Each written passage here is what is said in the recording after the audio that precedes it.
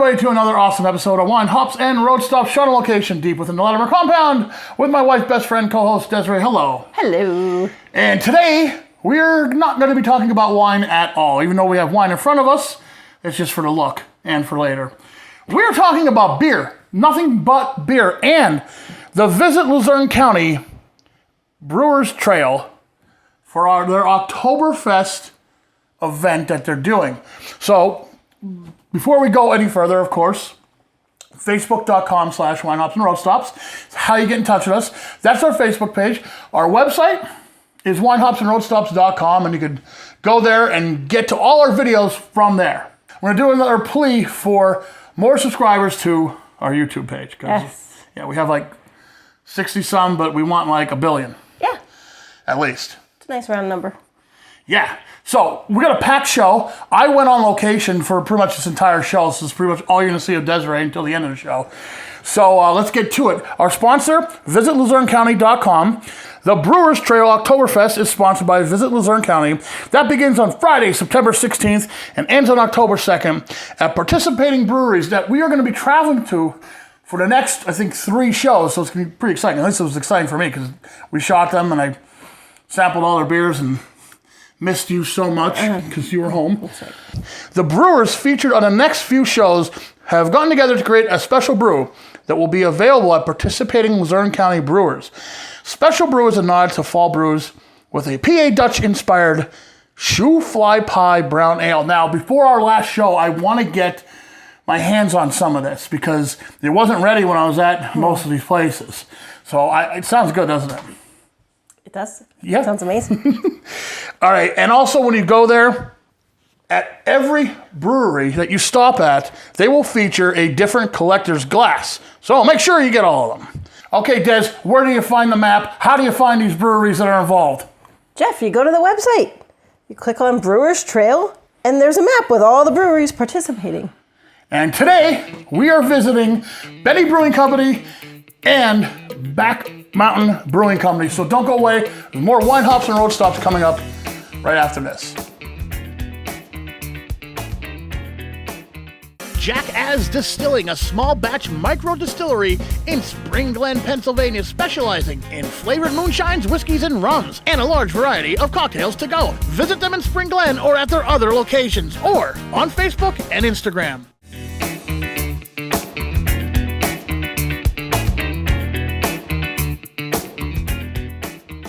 Our road stop today takes us to the Betty Brewing Company. I'm with Ben. He is the brewmaster and owner of the company here. How are you doing today? I'm doing great. How are you? I'm so happy to be here now. I've told you this before off camera. We've showcased your beer before, but we've never actually been here for the show. So it's a beautiful place. Thank you for having us. When someone walks in to your place here, what could they expect? Tell me a little about it.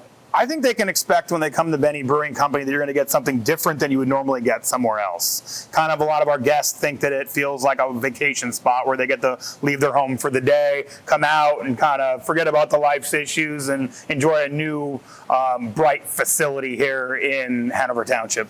And it is a beautiful facility, and you have inside seating, you have outside seating to enjoy the wonderful weather here in northeastern Pennsylvania, especially at the end of the summer. Before we get to the food, though, let's talk about your beer, of course. Your beer is what you're known for. You're famous in northeastern Pennsylvania for your beer. How did you get started with all this? I started home brewing in the basement of my house back in 2008. And then my parents own a restaurant locally, and we decided, let's just give it a try. We have an avenue to sell some beer there. So I bought and started a half-barrel brewing system there at Marty's Blue Room in Shaytown. So I did it there for a little while. We were constantly selling out of the beer. And I said, all right, you know what? I think it's time to take the bigger jump. I did it there for about 5 years. And then I decided to build a building here on the Sansui Highway in Hanover Township. So we went from a half-barrel brew house up to a 10-barrel brew house that we do double brews up to 20 barrels per day. So we have the taps behind us. What do we have on tap normally, usually, when you walk in here? For any of the craft beer lovers, what could they expect here? We always have a few of flagship beers that we do all the time. We always have Hoppenstein, which is our West Coast style IPA. We always have our 570 Amber Lager. And other than that, we always brew a single batch series of beer, which constantly changes by the day, by the month, by the week. It's always changing. So it could be anything from true to style lagers, like our Oktoberfest beer that's going to be coming out called Bennyfest. We go to, and starting into the fall, doing the pumpkin beers. We do all kind of sour beers, sour fruited IPAs. We do hazy IPAs, fruited stouts, chocolate stouts, porters. We do literally a whole vast array of styles all the way across the board that when you come in, there's always something for any beer lover to enjoy. Now, a lot of people, when they come into a craft brew place like this, sometimes they're a little scared. They're not sure what they want, and they may not be huge craft beer lovers like us. They may be just getting into it. What would you suggest? Like the doorway to craft beer, like what beer would you suggest to somebody just trying it out? If someone isn't really, even if they're not totally keen on beer or don't know, we always tell everybody we have our house tangerine shandy that we do all the time. So it's only available here at the brewery. That is by far one of our most popular styles, whether it is cold or whether it is middle of winter or it's summer. So let's talk a little bit about food. Let's change gears a little bit. Let's talk about the food here, because another thing I heard a lot about is the food that you serve here. Okay, so our base menu is barbecue. We smoke all of our stuff in-house. We do anything from brisket to ribs to chicken. We even smoke our own wings and our own boneless bites as well. We also are known for our cast iron baked mac and cheeses and our burgers. We do crab cakes, blackened fishes. We have a rotating feature sheet that we do every week that's always something new that customers either ask for or they're like, oh, you have that on there, let's come back there again. And this guy listens to his customers. They want something, you'll put it on the menu. That's it. That's what we're here for. All right, this is the question, the loaded question. I have to ask every brewmaster. Your favorite beer that you make, what is it? Before you answer it, I know it's going to be kind of like picking your favorite child, but try your best. I'll tell you what, this is an easy one. This is the number one question that I get from any customer when they're asking me about beer. Everybody asks the same question. What's your favorite beer? And it's simple. I tell everybody it's the beer that I can pour off of the tank when it's done being carbonated. There is no better beer than that. Whether it's a pumpkin beer or a fruit beer or a real hoppy or hazy IPA or a chocolate stout. It's the one when it's just done carbonating that I pour off the tank. That's always my favorite beer. So let's talk about the expansion. Tell me a little bit about the new area. Okay, so we started off originally with 15 tables when we first opened in 2016. And in 2020, right before the pandemic hit, we closed in our patio area that was outside. We can either close it or open it. It's air conditioned or heated, or on open air nights throughout the summer, we leave it open. And we opened that in 2020. Just this summer, in the beginning of the year, in May, end of May, we opened up our new courtyard patio facility, which allowed us to add another 20 tables on. So now, at this point right now, we're in excess of 50 tables here at the restaurant. I would say, we also, besides just doing our day-to-day operations for the restaurant and for the brewery, we also offer a comprehensive catering menu that serves anyone from 30 people up to 200 people. We do weddings, luncheons, we do bridal showers, birthday parties, any kind of party. You come up with a party, come up with a theme for it, Benny Brewing Company is there to help.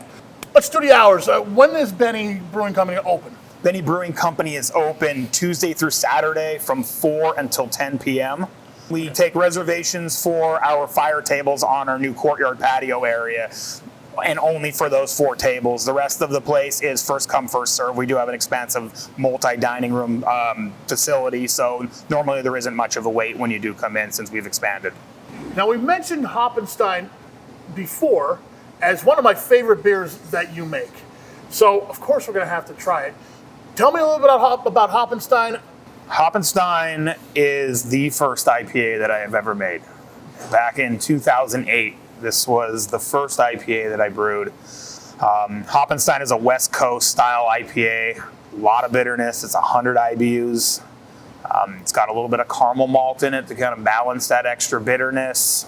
I remember when we originally made this beer is a transformation from day one until now. So that's why we always said Hoppenstein is the timeless beer. When we first started brewing Hoppenstein, it was filtered. In today's IPA world, filter's like, no.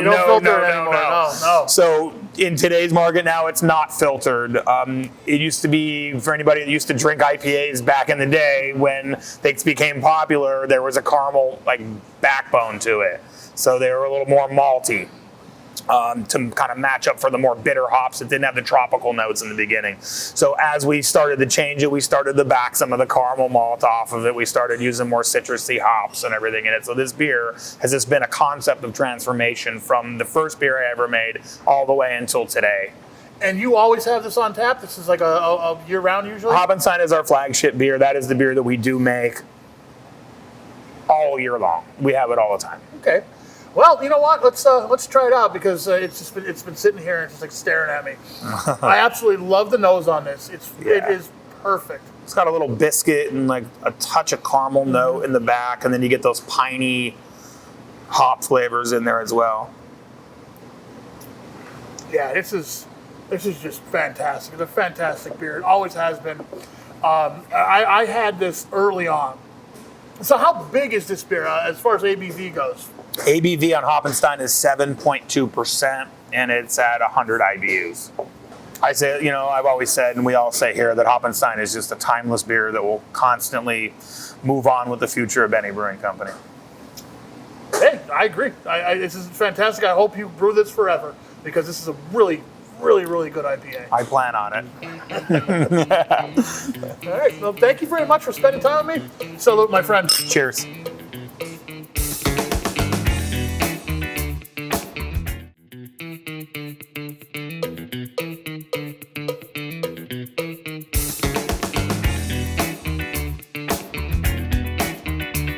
Our road stop takes us to Dallas, Pennsylvania, and the Back Mountain Brewing Company. I'm with Clay. Clay, how you doing today? Pretty good. You, Jeff? I'm doing great. In front of us, we have already what looks like a nice, hazy, juicy IPA, which we're going to try a little bit later. Can't wait. I can smell it already. You know me. I'm a hophead. But before we get into that, let's talk a little about your business. You've been here for about a year now. Tell me about it. So we moved home in 2020 and just basically got right into getting this thing going. Did some school out in Washington State, did some brewing out there while we lived out there, and decided to move home to the Back Mountain and basically start our own little brewery out here. And you saw a need for good craft beer in this area, and here you are, right? Here I am. We looked at, basically we could have sat out there. We were looking at staying in Washington. Had a couple buddies that we were going to open a brewery together. We talked about it while I was in school. And then I looked back home. We came home to visit a couple times, and I was like, man, we could do this back here, and I don't have to fight with 5 to 10 other breweries in the area, and we could just, set up shop in Dallas and make it happen. Were you a home brewer? I was. I started home brewing in 2011. Basically self-taught. I went to the local homebrew store. I got The Complete Joy of Home Brewing. I got that book. I got a starter kit. I have that book too. Yep, it's an amazing book. I recommend it to anybody. Started making beer in my garage. Extract, of course. The first batch we had, didn't know anything about fermentation. I just read the instructions. Throw some yeast in there, and it'll go. And we had it sitting in a cupboard, and we had friends over for dinner that night, and the airlock clogged up with yeast and krausen and blew up all over inside the cupboard. And that was my first real experience with fermentation, and from there it just kind of took off. I feel your pain. It's happened to me too. Yeah, it happens to the best of us. It does. My wife still complains about our basement still smelling like hops. Yeah. This is 5 years going on. Yeah. So after your first attempt, you just loved brewing so much, so you continued. Yeah, I did. So you did have a successful home brewing for a while, right? I did. I really got into it. I enjoyed the competition aspect of it. I enjoyed going into and having a BJCP judge pick a beer apart. So after you've been brewing for a while at home, your friends are telling you they love it. You have judges telling you they love it. You made the leap. Yeah, your friends are always going to tell you your beer is good because they're drinking it for free. You know what I mean? That's true. You could have some trash swill, and they're going to be like, "Oh, this is great, man. 7.5%." We have the same kind of friends, I think.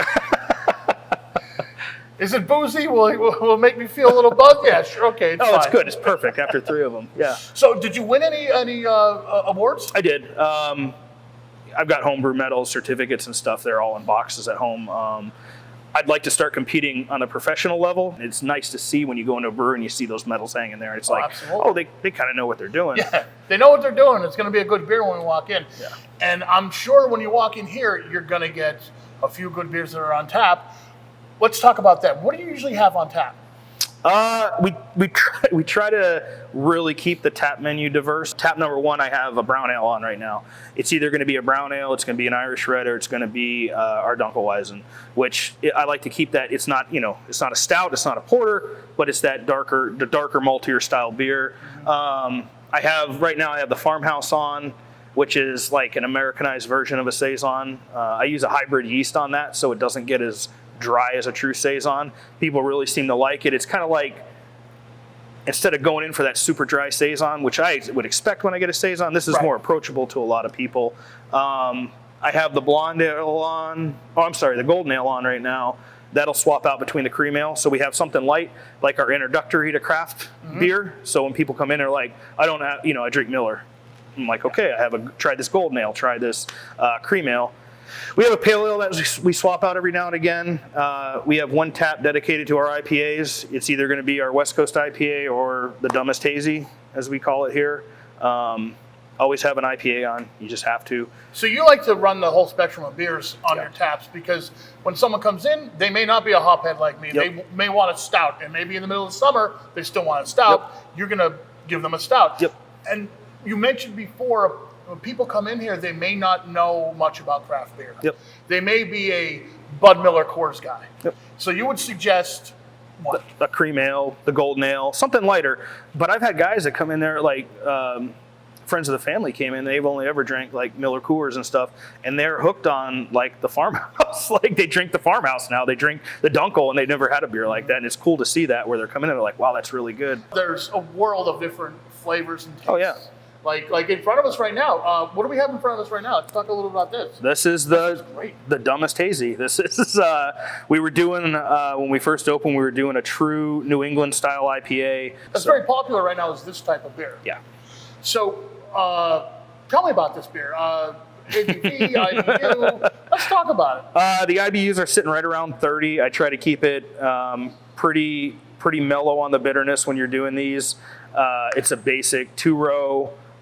Flake barley, oats, grain bill, a little bit of rice hulls in there. And then we just hop it up. I'm starting to use the Lupo Max hops. It's a new thing coming out. They're twice as strong as normal pellet hops, so I can get the same flavor with the least amount of vegetal matter in the tanks. Makes it easy to clean, makes it easy to dry hop, super easy beer.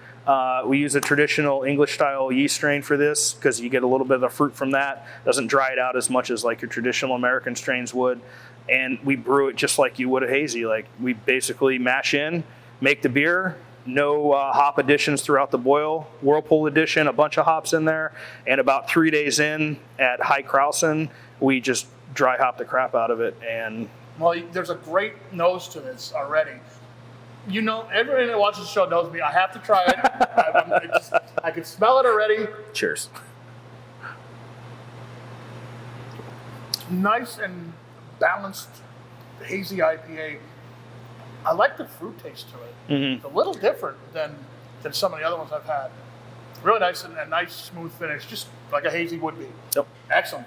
And the ABV on this would be about what? 7%. Okay, so a little bit higher than the normal, but that's okay. I try to go high on the alcohol with the IPAs and stuff, but then we have beers that are under 5% that I'll have on sometimes. So yeah, there's something for everyone there. But let me say this about this beer here: you cannot taste that alcohol burn.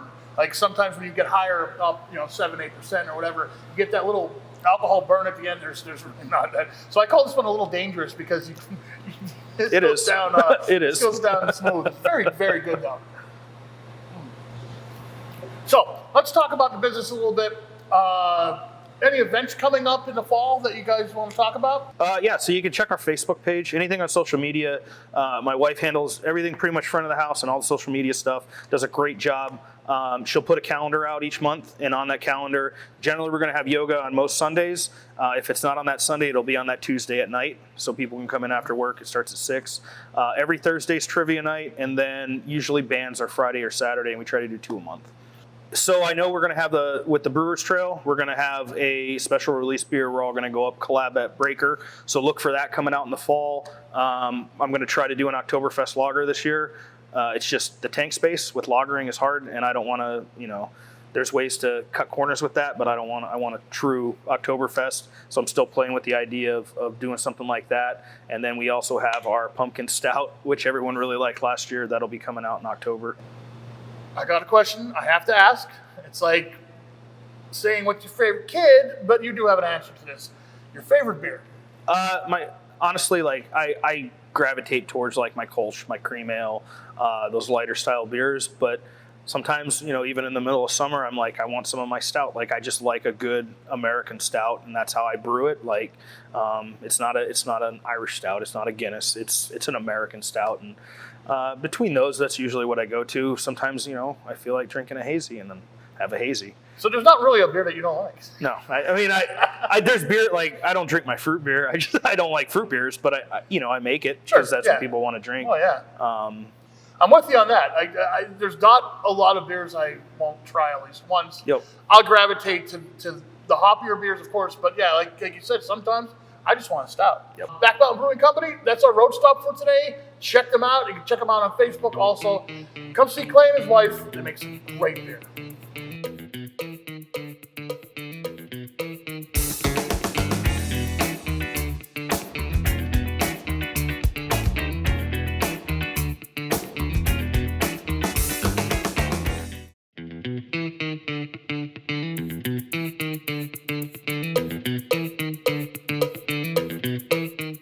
Thank you for watching, and thank you for coming along and visiting all the breweries that I went to on this show alone without you. I'm sorry. I was there in spirit. There was a lot of good beers I had, a lot of good beers. I only showcased a couple of them, but there was a lot of good ones. I did miss you. I really did. You did. Yeah, I did. I hope so. If you do miss us and you want to talk to us, facebook.com/wine, hops, and road stops. Remember, life is too short to have bad beer or bad wine, so drink it with someone you love. And watch us more. We'll see you next time on Wine, Hops, and Road Stops. Ooh. Delicious. And done.